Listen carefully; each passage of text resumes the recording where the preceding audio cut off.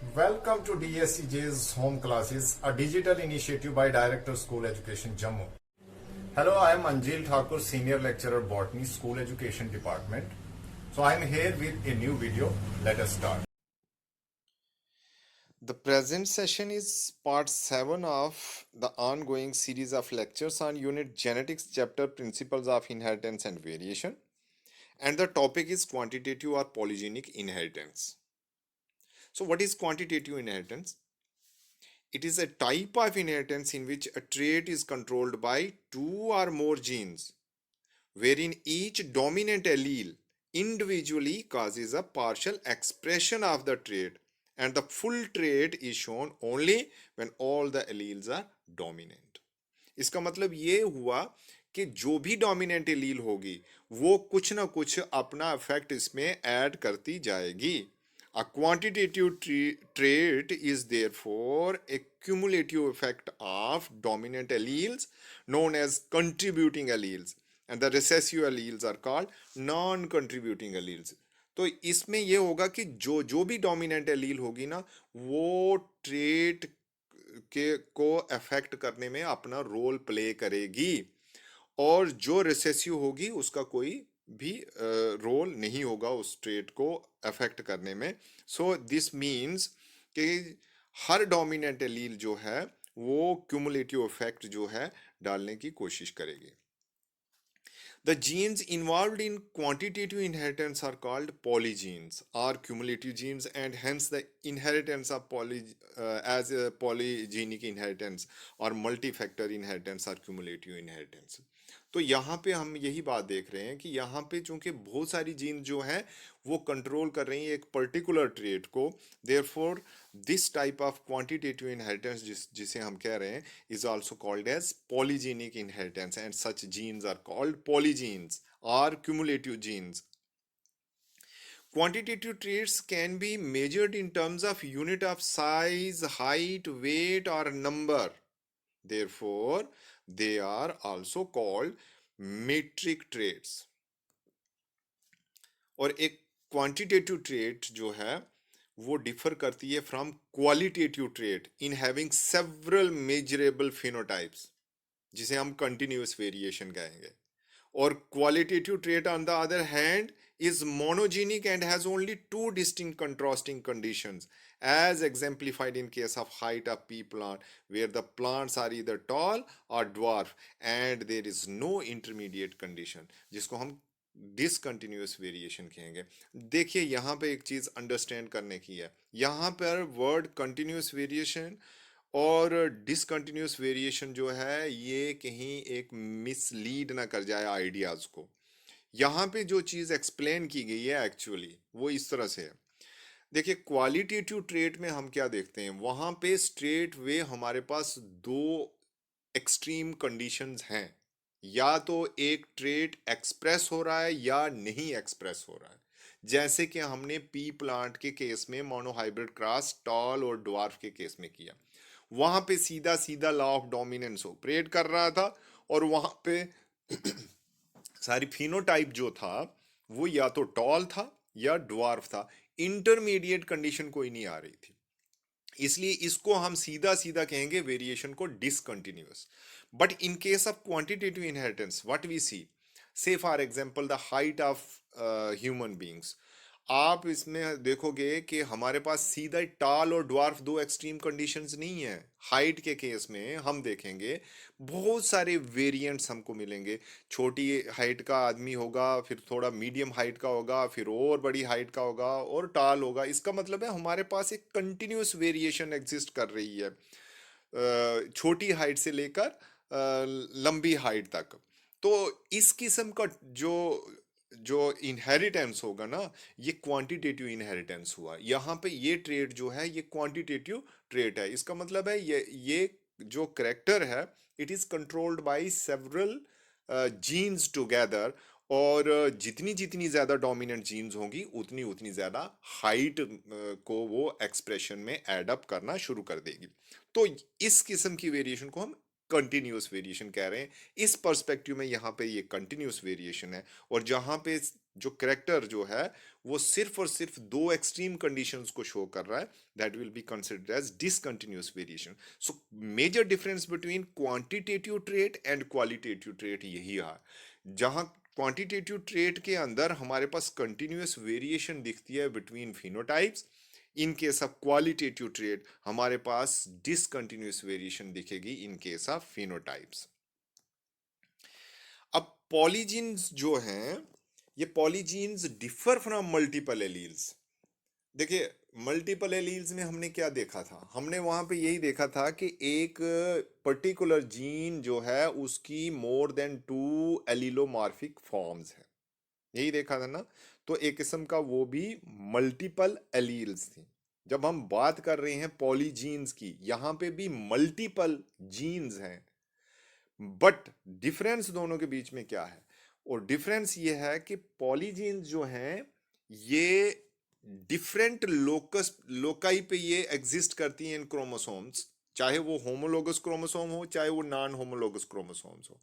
But multiple alleles जो हैं they have a single locus. This means multiple alleles are different allelomorphic forms of a single gene, whereas polygenes जो हैं they are different forms of different genes.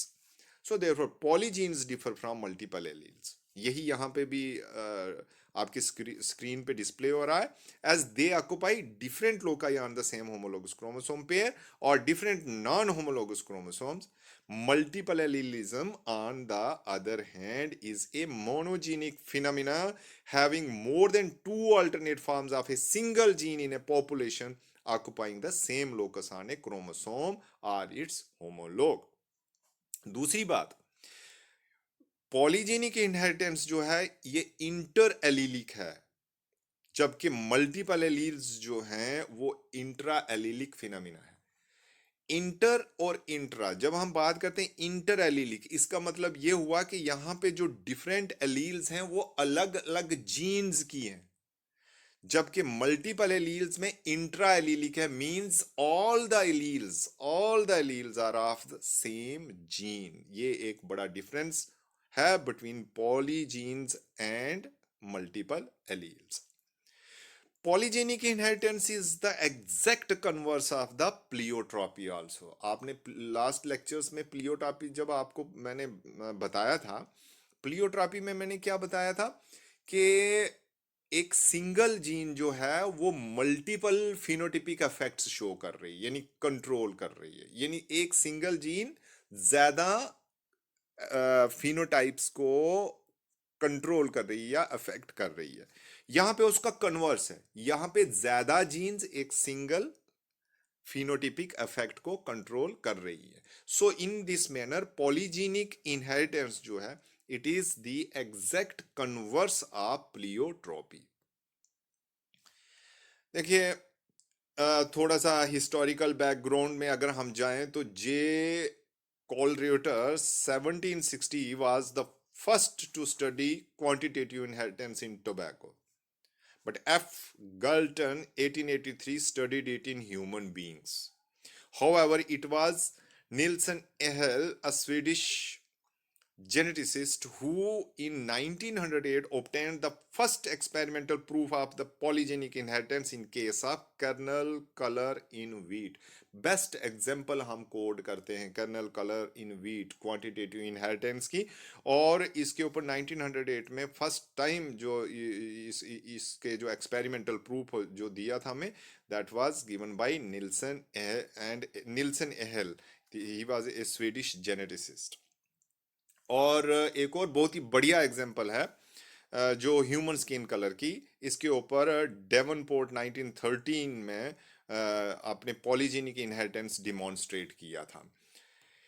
इसके अलावा और बड़ी सारी examples हैं पॉलीजेनिक इनहेरिटेंस की. इन ह्यूमन बीइंग्स अगर हम बात करें तो हाइट, जैसे मैंने पहले उसका जिक्र किया था, वेट है, स्किन कलर का भी अभी डेवनपोर्ट के बारे में जो रेफरेंस मैंने दिया वो है, हेयर कलर है, आई कलर है, size of some body organs है, फेस फॉर्म है, इंटेलिजेंस है, susceptibility to diseases extra. These are some of so many other polygenic inherited traits in human beings.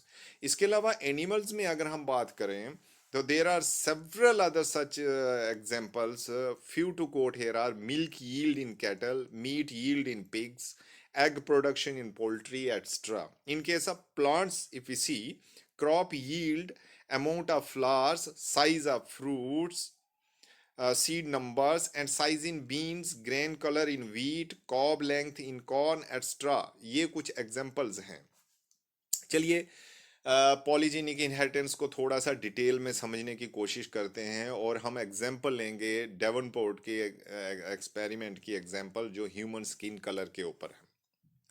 Just see, human skin colour जो है उसको decide करता है pigment melanin, right? अगर melanin की क्वांटिटी स्किन के अंदर कम है तो कलर फेयर है, अगर मेलानिन की क्वांटिटी ज्यादा है तो कलर जो है डार्क कंप्लेक्शन होगा। So quantity of pigment in the skin is controlled by 3 pairs of genes जिसको पॉलीजीन कहेंगे, डिनोटेड बाय से A, B and C. These are present on 3 different loci. So these are not multiple alleles, these are polygenes. They are located on 3 different loci. Now, each dominant allele adds a fixed amount of melanin in skin. इसका मतलब क्या हुआ कि अगर हमारे पास 3 jeans हैं जो control कर रही हैं स्किन कलर को और हर जीन का एक एक पेयर एक इंडिविजुअल के अंदर अगर एग्जिस्ट कर रहा है तो टोटल 6 एलील्स एग्जिस्ट कर रही हैं, और अगर 6 की 6 एलील्स डोमिनेंट होंगी तो कलर विल बी ब्लैक, और अगर 6 की 6 जो है रिसेसिव होंगी तो कलर विल बी वाइट, जिसको हम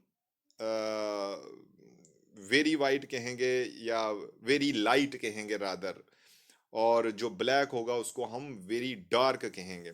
सो ये दो एक्सट्रीम कंडीशंस आ गए, तो जितनी सारी इंटरमीडिएट कंडीशंस आएंगी अकॉर्डिंगली स्किन कलर जो है चेंज करता जाएगा। So a marriage between a black और वेरी डार्क जिसका जीनोटाइप क्या होगा, capital A capital B capital C and a white और वेरी लाइट जिसका जीनोटाइप 6 की 6 recessive, small a small b small c. These individuals will produce a tri-hybrid intermediate offspring known as mulatto, which is an intermediate condition. It is a tri-hybrid, means capital A, capital B, capital C, small c genetic combination. Now, a tri-hybrid can produce 8 different types of gametes like capital A, capital B, capital C, small a, capital B, capital C, capital A, small b, capital C, capital A, capital B, small c, small a, small b, capital C, capital A, small b, small c, small a, capital B, small c and small a small b small c, जो अभी सामने screen पे आपके display में रखा हुआ है। यहाँ पे एक थोड़ी सी करेक्शन नीडेड है जो मुझे दिख रही है कि जो पेरेंट्स वाइट को हमने नीचे वेरी वाइट लिखा, इट शुड हैव बीन यहाँ पे वेरी लाइट लिखना चाहिए। So it is a typing error, आप इसको करेक्ट कर सकते हो। सो ब्लैक को हम वेरी डार्क कहेंगे, वाइट को हम वेरी लाइट कहेंगे, यहाँ पे वेरी वाइट लिखा गया है। So it's a typing mistake, typing error, तो ये करेक्शन। नाउ अगर ऐसा होता है कि मुलैटो जो हैं, इंटरमीडिएट्स जो हैं, अगर उनकी आपस में मैरिज हो जाती है तो उस केस में क्या कंडीशन आती है, आइए देखते हैं। देखिए ये क्रॉस है, अब यहाँ पे हमारे पास मुलैटो जो है capital A capital B small b और कैपिटल सी स्मॉल सी, ये इंटरमीडिएट कंडीशन है। जो मैंने कहा कि 8 किस्म के गैमीट्स ये प्रोड्यूस करेगा, और अगर हम चेकर बोर्ड बनाएं तो 8 इंटू 8 हमारे पास 64 कॉम्बिनेशंस बनेंगी। हो मेनी 64 कॉम्बिनेशंस। सो F2 जनरेशन की जो 64 कंडीशंस बन रही हैं, अगर इनको ध्यान से देखा जाए तो फर्स्ट कॉलम में हमारे पास क्या होगा, capital A capital B capital C capital C. अगर हम सेकंड कॉलम में आएंगे तो वहां पे क्या होगा, एक स्मॉल ए के होने की वजह से खाली मोनो हाइब्रिड कंडीशन आएगी, capital A small a capital B capital C. तो इस तरह से डिफरेंट, अगर आप चेकर बोर्ड को मेंटेन करो, हमारे पास 16 कॉम्बिनेशन आएंगी, जिसमें जो सबसे लास्ट कंडीशन आएगी that will be homozygous recessive for all the three gene, यानी स्मॉल ए जो last combination, small a small b and small C.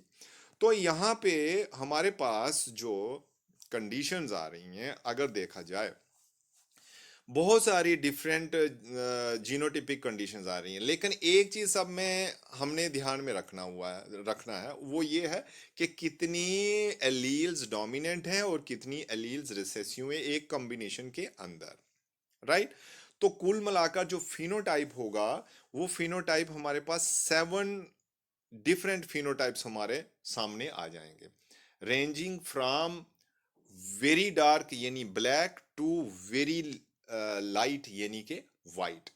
Dark जो वेरी डार्क है जिसको हम ब्लैक कह रहे हैं, उसमें all the 6 alleles are dominant, और वेरी लाइट यानी कि वाइट जिसको हम कह रहे हैं, उसमें ऑल द 6 आर रिसेसिव। तो एक एक रिसेसिव के घटने या एक एक डोमिनेंट के बढ़ने या घटने से फिनोटाइप में चेंजेस आती जाएंगी।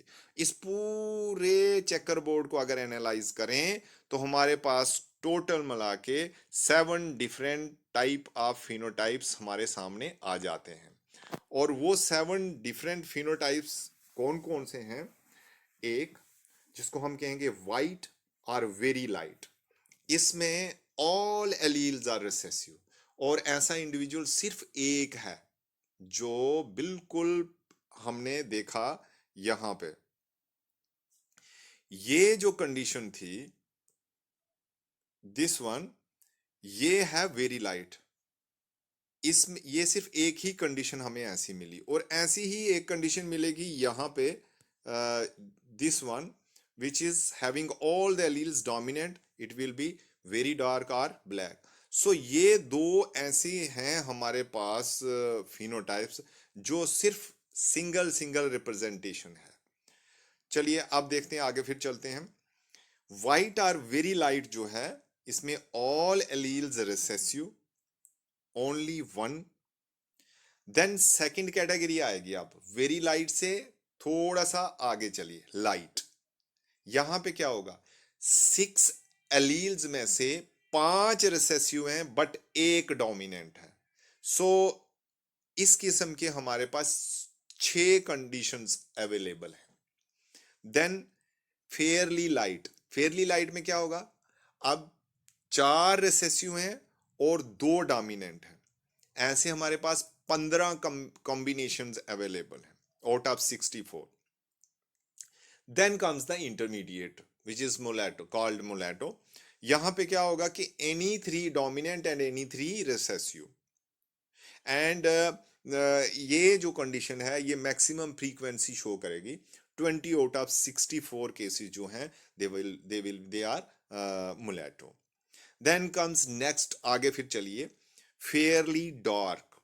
यहां पे क्या होगा, यहां पे 4 डोमिनेंट और कोई सी 2 रिसेसिव, 15 केसेस ऐसे होंगे हमारे पास। देन कम्स डार्क, जहां पे क्या होगा कि any 5 dominant only 1 recessive, and then very dark और black where all the 6 are dominant.